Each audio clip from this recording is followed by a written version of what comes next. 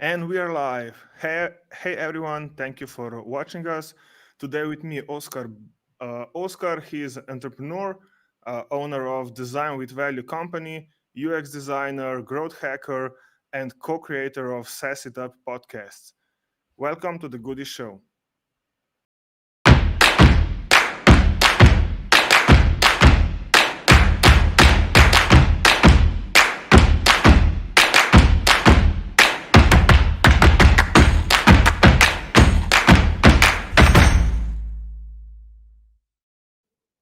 Hey Oscar, how are you?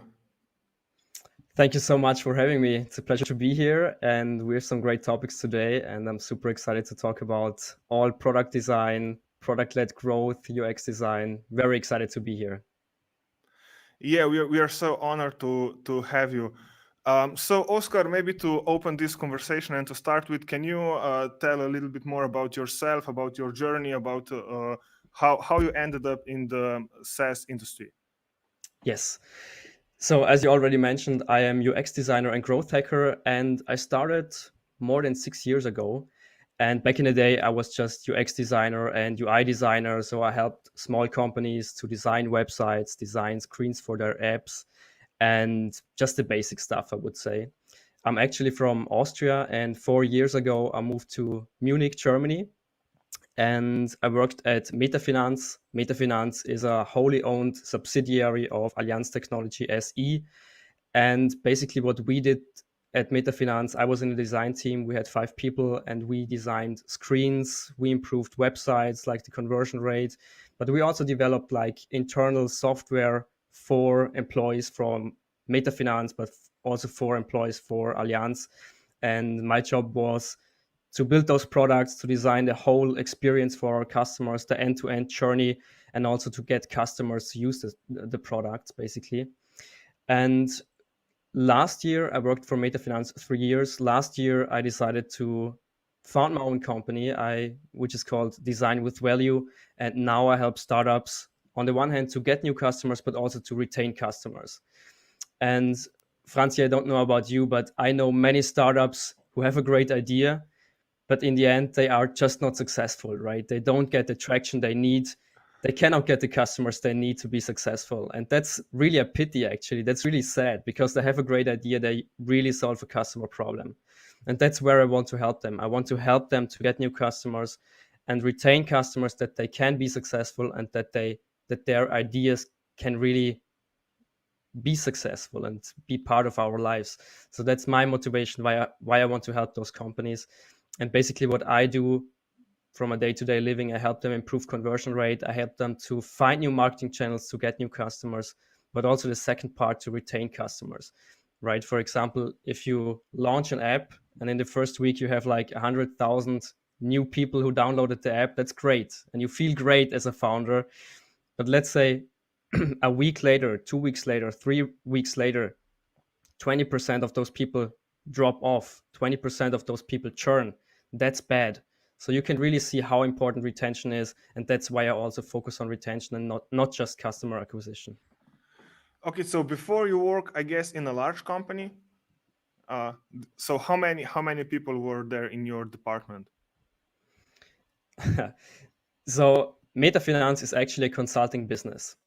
So MetaFinance, as a wholly owned subsidiary of Allianz Technology SE, helps with new innovative stuff, right? It's not just about design. So in my design department, there were 5 people, and we were completely responsible for all design which has been done or which was required in MetaFinance. So we had like many different jobs in Allianz at MetaFinance. So we were 5 people in the design department, but we were pretty much just doing all the design stuff. But you have to keep in mind that MetaFinance itself is actually a consulting business. And this little design department was built because MetaFinance decided, okay, we need some designers in this company as well, right? Even though we have a consulting business here, user experience is such an important topic. Let's bring some designers in here as well. And in our department, we're 5 people at the end, right? Yeah, and then you create your own company when you were on your own, or you had some coworkers. I want to just to explore a little bit those differences between being a part of a large system and then starting on your own. Yes. I founded Design with Value last year on my own, because the reason for this was I wanted to focus more on SaaS companies and startups. It was a great experience to work in a big company, right? As this in this design department with like 4 colleagues, it was a great experience, especially because you learn a lot about the stuff, about the workflow in big companies, right? Allianz is the biggest insurance company in Germany, and you gain a lot of new experiences there. That was great. But for me, the motivation to start his own company was basically to help startups and SaaS companies to become successful and bring their ideas to life. And that's why I decided to start my own company. I work as a freelancer and now work with different companies all over the globe and help them to get new customers, basically. Okay, and maybe what are a few main differences between working in a large system and working, let's say, in a system when everything is already established, and then helping a young SaaS company, a startup? Uh, Yeah. So I would say the main difference is the speed. So when you work in a big company, there are more revision rounds, more iterations. And what's very important, a great learning experience for me was you have to keep more stakeholders in mind, right? When you work at Allianz, there are so many stakeholders, investors you have to keep in mind before you really develop a software or develop a product. On the other hand, when we talk about startups, you can basically build something and then release it the next week. And this speed is really important because you need to have this testing mindset. You have to build something, test it, fail, redo it, iterate, and then become successful in the end. In big companies, on the other hand, you have those established workflows. You have to work with these workflows. It takes much longer, but you have a bigger audience you can reach in the end, right? So this is not an issue at bigger companies. You already have an established audience you can reach. At startups, you don't have this audience, but you can build stuff much more easily, much faster. okay. So this thing you are mentioning, so the testing, building, moving fast. So I think so. When I was going through your social media posts, I often came to the term product-led growth. How is this connected with product-led growth, and what is product-led growth? Yeah, so product-led growth is basically a term which has been out there for quite a while now. Nowadays, it has become more and more important for SaaS companies because they can utilize it better. So think about product-led growth like you want to buy a car, for example. You don't buy a car without testing it up front, right? You go to a car shop and you test drive it before you really want to buy it. And that's basically what product-led growth is. You give a free product to your customers or to potential customers, let them try it out, and then they can decide if they want to buy it or not. There are so many websites online where you have like a call to action button which says like book a demo with us, for example. And that's a huge conversion killer because when I want to try a product, I don't want to book a demo version, right? I mean, a demo call with a sales guy or with a manager. I just want to test the product when I'm free, when I want to do it. And that's a huge issue for many companies out there, actually. And product-led growth has a different approach to that. So, for example, you go to a website, you download the free product, and you test it. And when you like it, you keep using it.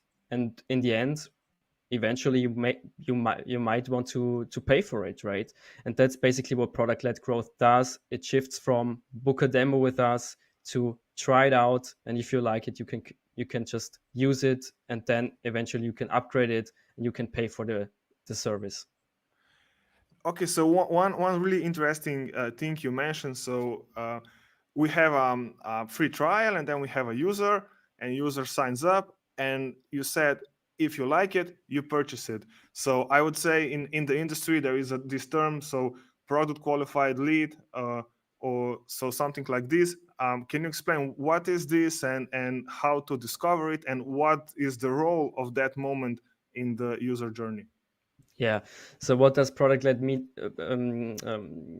qualified lead actually mean? It means that you have a target audience in mind and you know exactly which people are probably going to buy or pay for your product. And that's important to know because you cannot put your marketing efforts into all the leads out there. Let's say 1,000 people sign up for your product. You need to basically know okay, these people are most probably going to buy our product, because that's important for your marketing, that's important for your text you're using on your website, your wording, the images you're using on your website. So that's one thing. What's important in product-led growth is the time to value.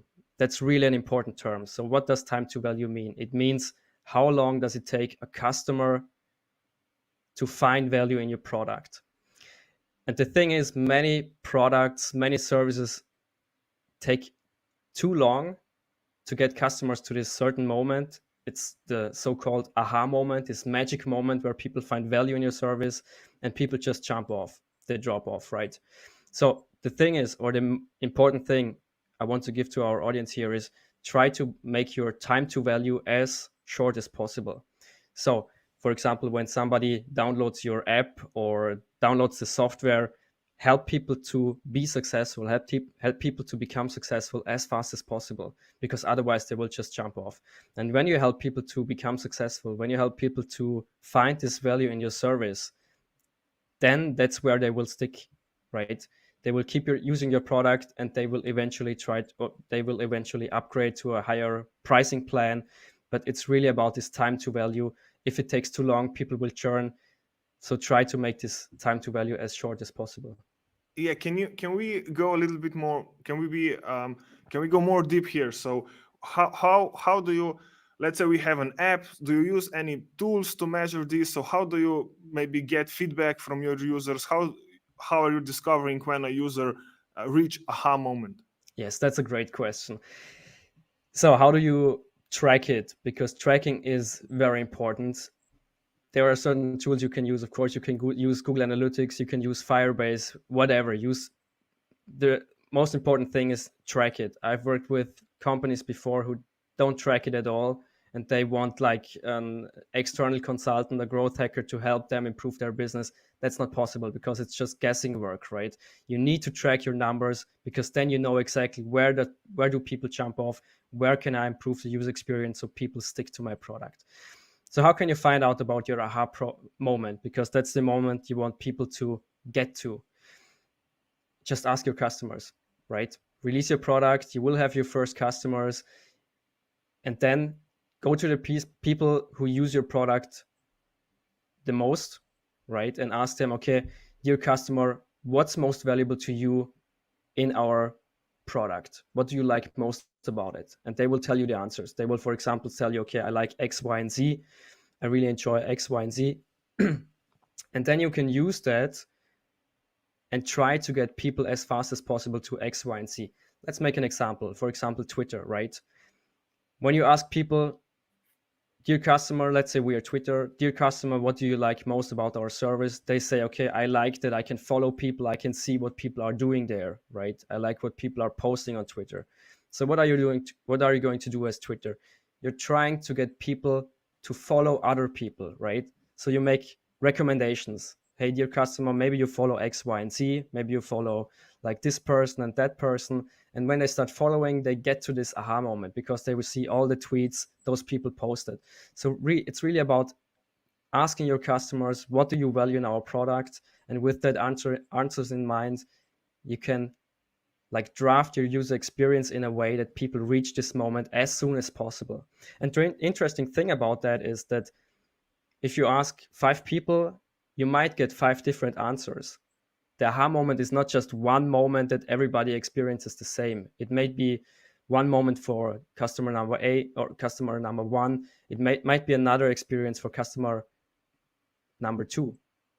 And these are really the insights you need before you draft your onboarding, before you try to improve your service. You need to ask your customers, and with these insights in mind, you can design a user experience that gets people very quickly to this aha moment.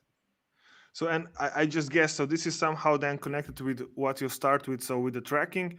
So once you have to ask your people either via interviews or via surveys, what are meaningful actions, so what are those aha moments, and then you start tracking those aha moments, and then you start improving the user journey for the future customers so that they reach those aha moments as fast as possible. Absolutely. So as you mentioned, it's all about tracking in the first place. Afterwards, ask your customers, what do you value most in our product? I wouldn't ask for the aha moment, because basically nobody knows what that is, right? So ask people, what do you value most in our product? They will give you an answer. It might surprise you in the end. And then And sorry, this yeah. would be just one question survey. Oh, So no, you no, would, no. No. I would just always ask, like, what do you value most in our product? Why do you value that? How often do you use that? How often X, Y, and Z? Just try to get the why. Ask more about that. It's not, in the best case, you ask them personally, not via a Google Sheet survey, whatever. Ask them so personally. interviews. Interviews, do a call with them. Ask the best customers, the customers who used your product for quite a time, and then you get those insights. But it's not So like one what about question if survey. if a startup is so young that they don't have that the product is new, for example, you don't Yes. have huge history. Yeah. So I hope before you start your product, you have done your user research, and you don't start with just one idea in mind, right? You need to, like, go to the market, get validation, ask customers, do you like this product? And when you get this validation, you quickly see, okay, where do people find value in this product? But you need to validate it afterwards as well. So let's say you have an idea, right? And you want to really push this idea, you want to publish this app. But before you even publish this app, go to the market, talk to people who have this product, because I hope you're solving a pain point, right? A customer problem. So you need to know your target audience. Go to your target audience and ask them, hey, do you experience this problem? How do you actually solve it right now? Would this solution we are providing help you solve your problem? And once you have those answers, you can build your first user experience in your app in a way that you already bring people quite quickly to the aha moment. But in the end, you still have to validate it and still have to improve it. Because when you see, okay, I've released this app, people are jumping off, people are not experiencing this aha moment quickly enough. Maybe there are some hurdles, for example, second confirmation mail you send those people before they can use it. You need to think about, how can we remove those hurdles that we can get people to this aha moment as fast as possible. So it's just getting user feedback in the beginning, but validating it, like, in a iterative process. Okay, okay. Let's assume that we reach the aha moment. Yes. So what happens next? How this, knowing that the user reached aha moment, how this changes our behavior? So what we have to do in order to now get this user to start paying?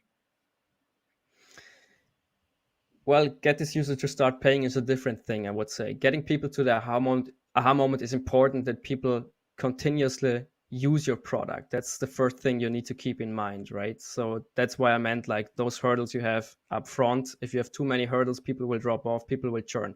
So once we said, okay, people got to this aha moment, they like our service, how can you make them pay for your service? When you're using a freemium model, for example, you can use, let's say you have an app and there are certain features that are for free, which is great, which already provide a value. These features keep our customers, right? They just maybe use it because we have enabled these features for free. But for example, you can enable, or you can provide different features, add-ons for a certain price. And when those features are that valuable to our customers, they will just buy for it, right? I mean, I don't pay for apps, but I've used certain apps where I really paid for certain features, right? So when you have a freemium model, that's a great way to get people to buy or to pay for your service. So that's the second part you need to keep in mind. Okay.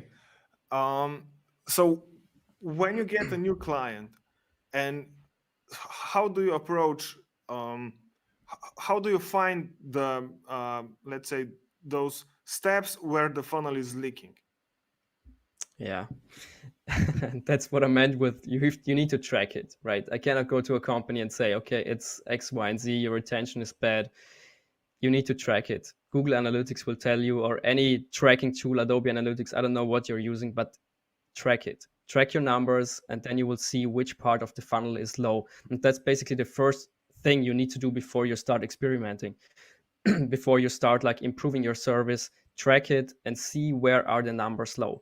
And for example, we have an app, right? We have an onboarding experience, 5 screens. Let's say typical onboarding screen, you have to swipe from left to right, and then you see the next screen. Then you get really to the app itself.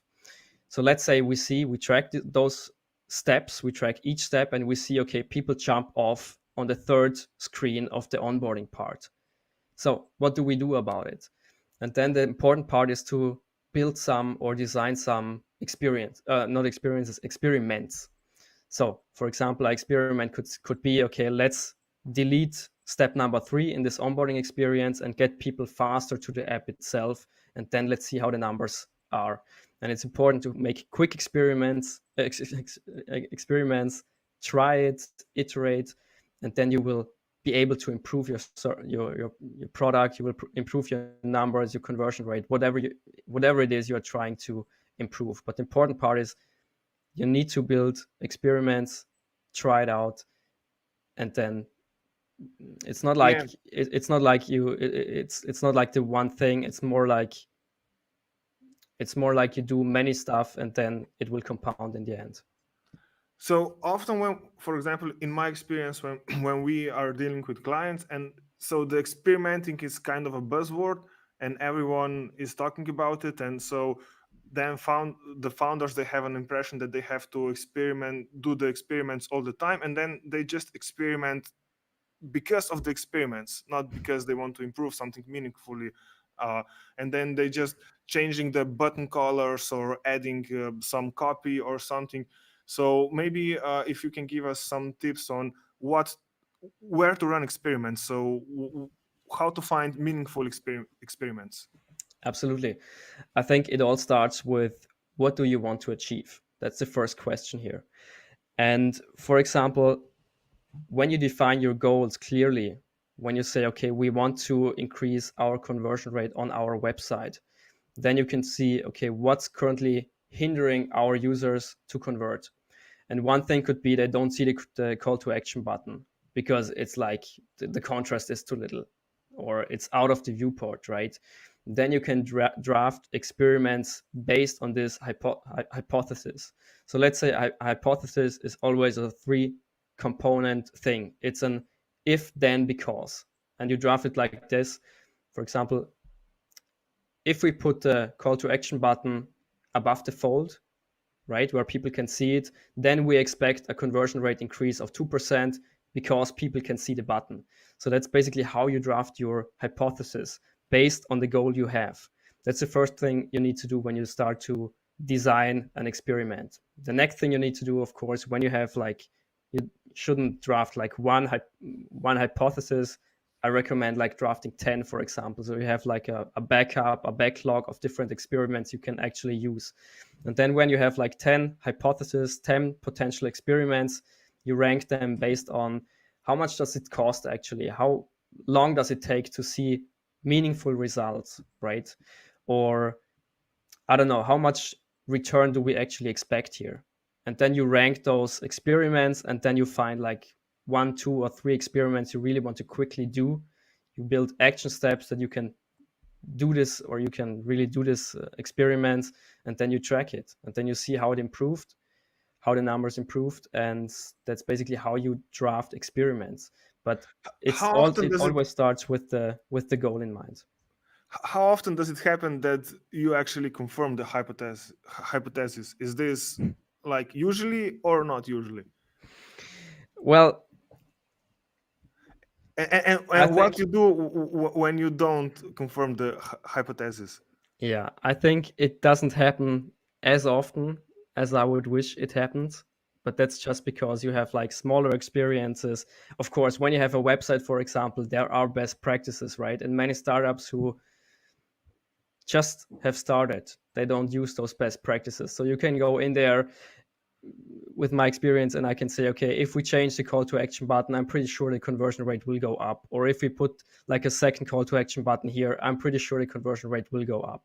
So these are safe bets, let's call it like that. But when you have a more established company, it might get more difficult, and you cannot guarantee that the conversion rate will go up, but there are best practices. So I would say, but keep in mind, you don't have to make every experiment a success. It's not about that. It's about using many different experiments, and then like the improvements will compound, right? Let's say, for example, you make an experiment, you're not successful. Okay, let's use the version we used before, but then build a new experiment. And let's say with this new experiment, we increase the conversion rate by 2%. That's great. So let's start with this new design now. And based on this new design, let's build a new experiment. So that's basically the workflow, how we do it. And if it doesn't work, I mean, what do? Go back to the old design and build new hypothesis, build a new experiment, and just try to improve on a weekly, monthly basis, depending on how big your team is. But the important thing here is definitely, and that's I think something that especially big companies get wrong. It's not about getting the best solution right away. That's most of the time not possible. It's about testing.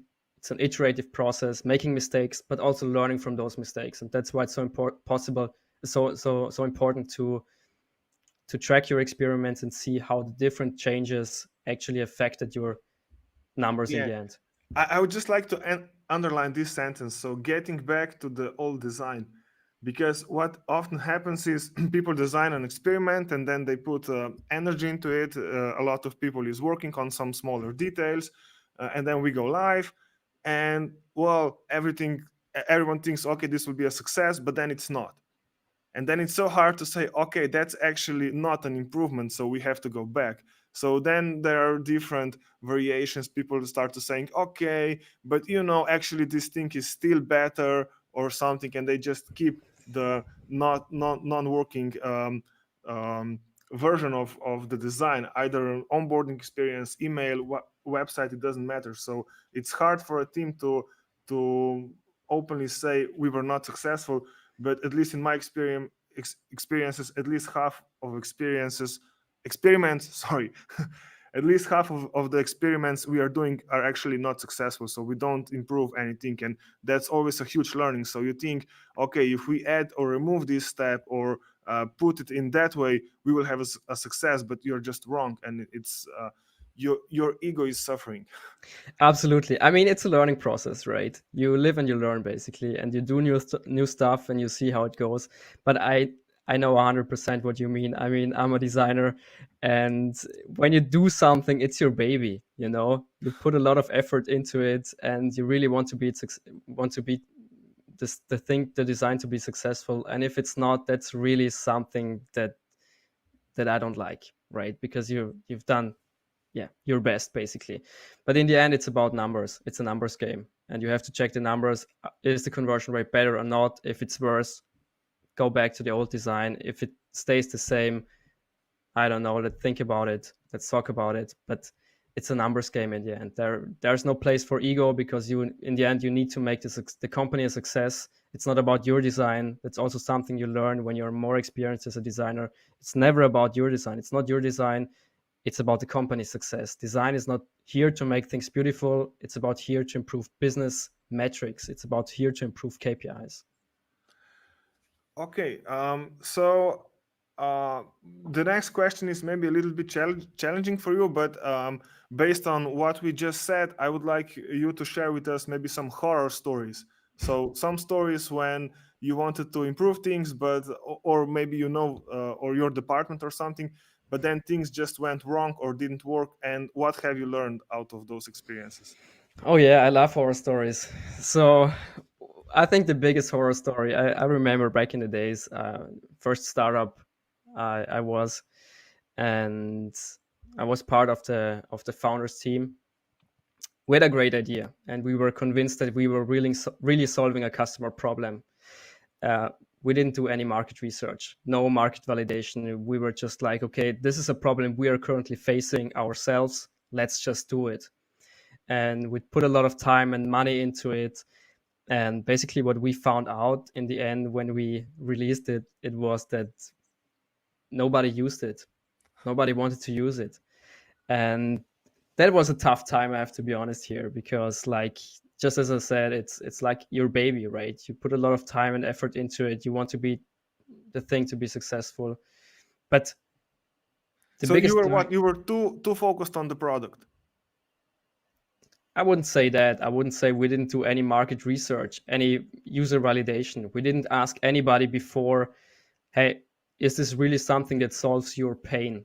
And I think that's a big learning I got there, because nowadays I always, when somebody starts a new idea, I ask them, what customer pain are you actually solving? How many people did you ask that have this problem? Who's your target audience? That's the most important thing. And if I've asked these questions back in the day, the first thing I would have said is, we need to do some market validation before we get developer, because we were already starting to develop the thing. We were thinking about, okay, let's release it in a half a year. But without any market validation, there is really no reason to do it. You need this market validation. You need to get your first potential customers before you even start to build the thing. And that was the biggest issue, or the biggest problem we did back in the day. But it was a great learning at the same time for me. I will never do this mistake again. And also for the startups I work with, that's also always something I ask them before they actually start to develop the stuff. And so you ask this a startup, and then what's the response? Do they go to the people and talk to them, or do they stick with an idea? You mean back in the day in my startup? No, today, when you Ah, get a client and a startup, and they have an idea, and you start working with them, and you see that there is no market validation. Uh, yeah. how So do you make them go out? to be honest, I don't have to make them go out. I'm here as a consultant, as a UX designer, to tell them what's the best practices, right? What they do with this information, that's completely up to them. So I've seen a startup who has done no market validation at all, no user research in the first place. They just developed this product because they had this issue themselves, and they were successful. So that's great.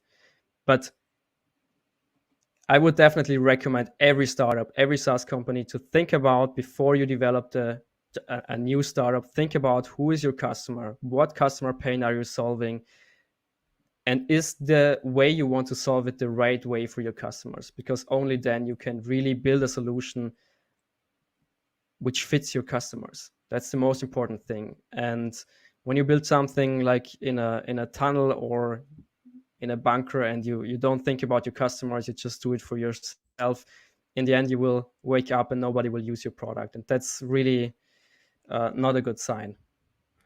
But do you think that is it possible to do a successful startup or a company without doing the unsuccessful one first? That's a good question. I've never heard that before. Yeah, well, you're actually right. So many people who have built a successful startup have built unsuccessful startups before, right? So I think you get a lot of learnings along the way. You will not do these mistakes again, just as I did back in the day. Every new product I do, I'm currently working on a new idea right now. I want to release this year as well. So we did the market validation, and we asked our customers, potential customers, does this really solve your pain? I think these learnings are just so important. But I think you live and you learn, right? You make those mistakes, you learn from it, and then you can build something successful. But if you build a company and you have some experienced people in your team, I think you can build a startup right away and be successful. You just need to know, you just need to have the knowledge up in the beginning. And if you have a good partner in your team, in your founder's team, he will tell you, okay, let's do the market research up front before we hire any developers. Okay. So the summer is here, and the COVID numbers are down. Um, so I think everyone is now optimistic about future, and we are start the conversations about what will happen now after the COVID.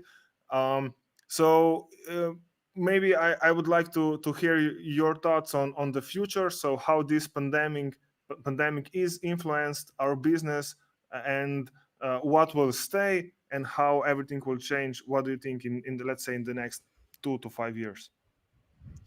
I would say two things. One thing, of course, the remote work.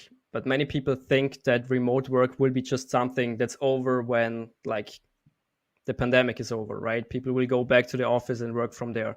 But the interesting thing is, for example, Allianz will keep 40% of their employees at home office.